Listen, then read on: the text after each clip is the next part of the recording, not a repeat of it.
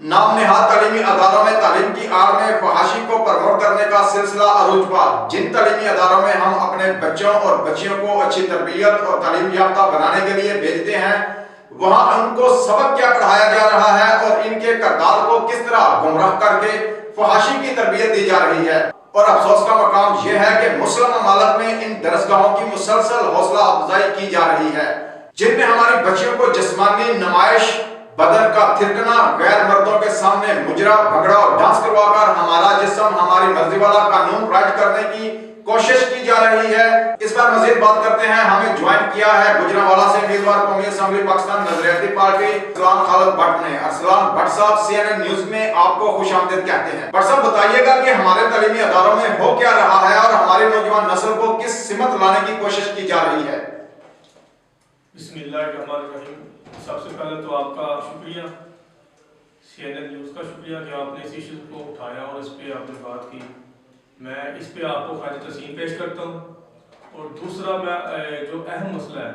کہ ہمارے جو تعلیمی ادارے ہیں وہ ایک درسگاہ کی مانند ہوتے ہیں جہاں سے بچوں کی تربیت ہوتی ہے، اور ان لوگوں نے ایک عرصہ دراز سے کلچر ڈے کے نام سے، کلچر فیسٹیول کے نام سے انہوں نے فحاشی اور یہ بے حیائی پھیلانے کا ایک طرح پروگرام بنایا ہوا ہے۔ ابھی یہ آپ کا گجرانوالہ کا اسپائن کالج ہے، وہ کل 1 دسمبر کو کرنے جا رہے ہیں جناح اسٹیڈیم کے اندر میوزک فیسٹیول، اور میں نے اس پہ ہمیں درخواست بھی دی ہے ان کو، DCO صاحب کو، اور میں نے ان کو بتایا ہے کہ بھائی جان یہ جو آپ کلچر بنا رہے ہیں، جو آپ ہمارے لوگوں کو دے رہے ہیں، یہ تو اسلامی معاشرے میں تو ایکسیپٹیبل ہی نہیں ہے۔ یہ ہندوستان ہوتا تو ان کا تو کلچر ہے ناچ گانا کرنا، شور شرابہ ڈالنا اور بے حیائی فحاشی کرنا، کلچر ہے ان کا۔ یہ تو پاکستان ہے، اسلامی جمہوریہ پاکستان ہے، اس کے اندر آپ کیسے، میں نے یہ ان کو یہ سمجھانے میں شاید قابل ہوا کہ نہیں، میں نے ان کو سمجھانے کی کوشش کی کہ بھائی کیسے اسلامی جمہوریہ پاکستان میں آپ ایک فحاشی کے کلچر کو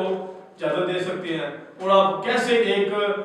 جو ہے پبلک سیکریٹریٹ جہاں پبلک جو جگہ ہے جناح اسٹیڈیم، اس کے اندر کیسے آپ ان کو پروموٹ کرنے کی اجازت دے سکتے ہیں، اور ہم اس کی مذمت کرتے ہیں۔ اور ہم آپ سے بھی گزارش ہے کہ آپ نے اس طرح سے بات اٹھائی ہے، تمام لوگوں کو اس پہ مل کے بات اٹھانی چاہیے، اور اپنے بچوں کو، اپنے بچیوں کی بہتر تربیت کے لیے ان کالجز کو بند کرنا چاہیے کہ یہ تمام پروگرامز کریں، مگر یہ اپنے پروگرام میں بے حیائی اور فحاشی کو پھیلانے والے جو پروگرامز ہیں، جن میں میوزیکل فیسٹیول ہے، میوزیکل نائٹ جو بناتی ہیں، یہ چیزیں نہیں کی جانی چاہیے۔ ارسلان صاحب، فحاشی کے جو مختلف اڈے چل رہے ہیں، جو پروموٹ کیا جا رہا ہے ہمارے تعلیمی اداروں میں ان چیزوں کو، کیا ہماری بچیاں اور بچے یہی کچھ سیکھنے کے لیے ان درسگاہوں میں جاتے ہیں؟ کبھی نہیں جی، یہ تو چیزیں، یہ آپ نے بڑا اچھا سوال کیا، یہ تو ہونا ہی نہیں چاہیے نا۔ دیکھیں اب درسگاہ میں، مدرسے میں، اسکول میں، کالج میں بچے کیوں جاتے ہیں تربیت حاصل کرنے کے لیے، اور ان لوگوں نے وہاں پہ کیا یہ تربیت دیں گے؟ پھر ہماری قوم کہتی ہے جناب صلاح الدین ایوبی پیدا نہیں ہوتا، عمر فاروق پیدا نہیں ہوتے، پھر یہ ہمارے لوگ باتیں کرتی ہیں کہ محمد بن قاسم نہیں آتا۔ کیسے آئے گا بھائی جب اپنے بچوں کو تربیت دی آپ نے ناچ گانے کی فحاشی کی دی ہوئی ہے؟ آپ مجھ کو بتائیں جو بچی اور بچہ اپنے تعلیمی ادارے سے یہ فحاشی اور یہ چیزیں سیکھ کے آئے گا، ناچ گانے اور سونگ سیکھے گا، وہ باہر آ کبھی کہے گا کہ میں نے مستقبل میں پاکستان کا بہترین سیاستدان بننا ہے؟ وہ آگے کہے گا کہ میں نے پاکستان کی خدمت کرنی ہے؟ وہ کبھی کہے گا میں نے فوجی بننا ہے؟ کبھی کہے گا ایسی بات کہ میں نے پاکستان کے لیے اپنی جان دینی ہے؟ جب آپ نے اس کو سکھایا ہی فحاشی ہے، جب آپ نے اس کو سکھایا ہی ناچ گانا ہے، تو بھائی آگے گا جناب میں نے سلمان خان بننا ہے، میں نے شاہ رخ خان بننا ہے، میں نے فلان بننا ہے۔ جب تک ہمارے تعلیمی ادارے اپنے فحاشی کے کلچر کو ختم نہیں کریں گے تو پاکستان یا ہماری قوم کی بہتر تربیت نہیں ہو سکتی، اور اس کے لیے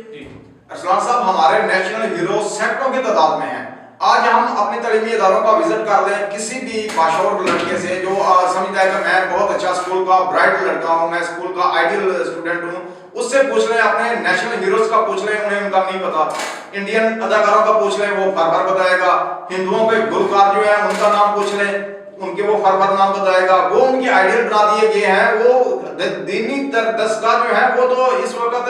کئی سوالات کو جنم دے رہی ہیں، یہ معاملات کہ انہیں اپنے آئیڈیلز کا نہیں پتا، صلاح الدین ایوبی کا نہیں پتا، نور الدین زنگی کا نہیں پتا۔ اس کے بعد کافی سارے ہمارے ایسے ہیرو ہیں جنہیں ورلڈ مانتا ہے،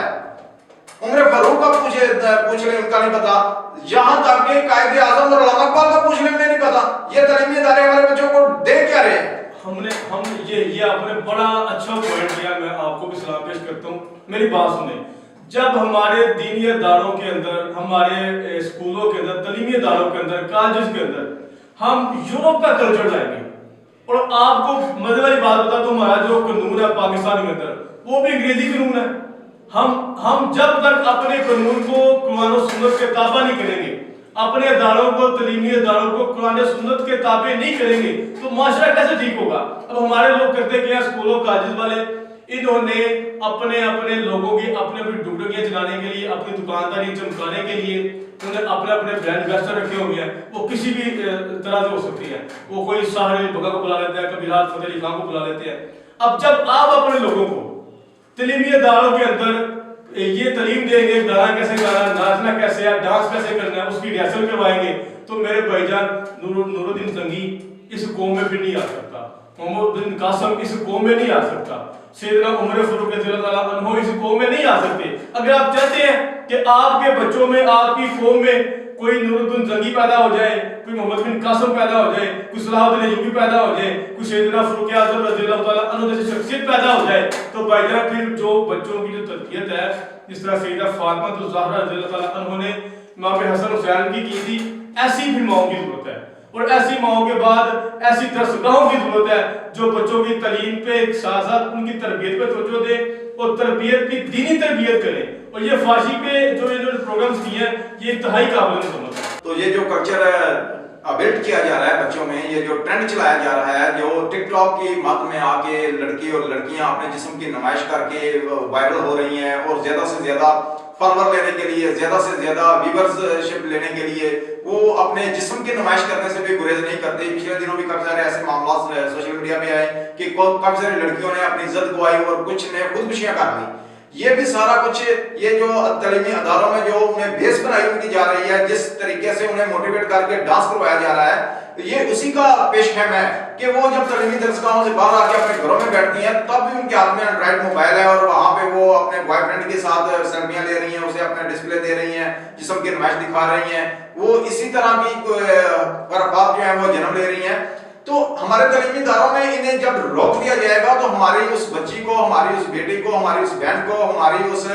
عزیزہ کو یہ تمیز ہوگی کہ میں اپنے کسی بھائی کی غیرت ہوں، میں اپنے باپ کی عزت ہوں، میں اپنے بھائیوں کی غیرت ہوں، میں نے جس گھر میں جا کے جس کا ہم سفر بننا ہے میں تاحیات اس کی غیرت ہوں. تو میرے ساتھ کتنے لوگوں کی عزت وابستہ ہے، میں تھوڑی دیر کے لطف کے لیے ان سارے لوگوں کی جو ہے غیرت ہے اس سے نیلام نہ کروں، میں اپنی لمٹ جو ہے اسے سمجھوں. اور یہ چیزیں ہمارے تعلیمی اداروں میں ہماری بہو بیٹیوں اور بہنوں کو یہ تربیت ان کے اساتذہ کرام کو دینا بھی فرض ہے کہ وہ انہیں موٹیویٹ کریں کہ بیٹا آپ کی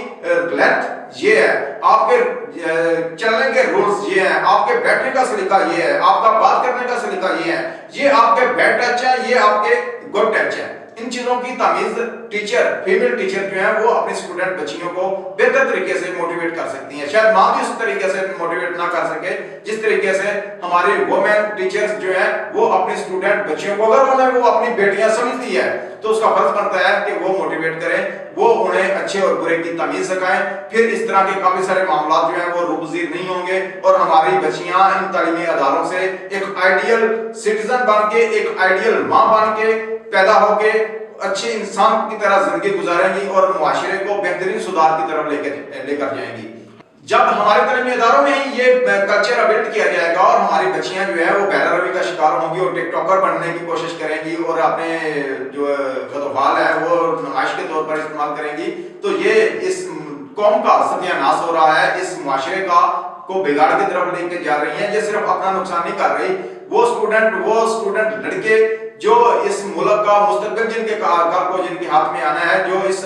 معاشرے کے آئیڈیل سٹیزن بننے ہیں، وہ بھی خسارے میں جا رہے ہیں، وہ بھی ان کی طرف متوجہ ہوں گے. تو اس لیے یہ دونوں طرف سے جو اس معاشرے کو بگاڑ کی طرف لے کے جایا جا رہا ہے، اس کی ذمہ داری ہمارے تعلیمی اداروں پہ ہے اور اس پہ ایکشن لینا چاہیے. سلام صاحب، اس پہ ذمہ داری بنتی ہے ڈی سی او کی اور کمشنر گجرانوالہ کی کہ وہ اس چیز ان اداروں میں ایسی بات جو ہے ان کو روکے. اور اس کے بعد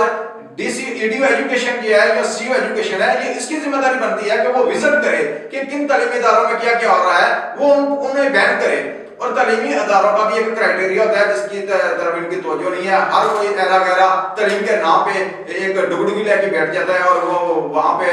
بہترین روزگار کے طور پہ اسے استعمال کرتا ہے. 2-2 4-4 10-10 ہزار روپے اس نے ٹیچر رکھی ہوئی ہے جو خود پڑھنا نہیں جانتی, وہ ہمارے بچوں کو تعلیم دینے کے لیے انہوں نے رکھی ہوئی ہیں. یہ بھی ایک بڑا لمحہ فکریہ ہے. اس میں بڑا میں بتا دوں, یورپ نے سوشل میڈیا کے ذریعے اربوں اور بلینز ڈالر جو ہے انویسٹ کیے ہیں مسلمانوں کی نوجوان نسل کو گمراہ کرنے کے لیے, اور یہ ہمارے تعلیمی ادارے ان کا بھرپور ساتھ دے رہے ہیں. اس طرح کے کلچر فیسٹیول کروا کر, جس طرح اپنے بچوں کی تعلیم میں انہیں ناچ گانا اور ڈانس وغیرہ سب کچھ کر کے, یہ سارا کچھ بھائی جان آپ کے یورپ کی ایک منظم سازش کے ذریعے ہو رہا ہے. اور ہمارے نالائق تعلیمی اداروں کے صاحبان, اور میں یہ سمجھوں گا کہ ہمارے جو ایجوکیشن منسٹر آتے ہیں وہ بھی نالائق ہوتے ہیں, ان کو ریفارمس کی پتہ ہی نہیں ہوتا کیسے کرنا کیسے نہیں کرنا. انہوں نے تباہ کیا ہے نسل کو اپنے ایک بڑے عرصے کی جدوجہد کے بعد یورپ نے, اور ہمارے لوگوں نے اس کو ساتھ دیا ہے. اب یہ جو نسل ہے دوبارہ سے اپ گریڈ کیسے ہوگی, اب یہ دوبارہ سے اپنے پاؤں پہ کیسے کھڑی ہو سکتی ہے, دوبارہ سے ان تمام کلچر سے باہر کیسے آ سکتی ہے, اس کا بھائی جان تعلیمی ادارے بہترین پلیٹ فارم ہوتے ہیں. یہ اپنے تعلیمی اداروں میں اپنے بچوں کی تربیت کرنا سٹارٹ کریں. جب اس تعلیمی ادارے سے ایک بچی باحجاب طریقے سے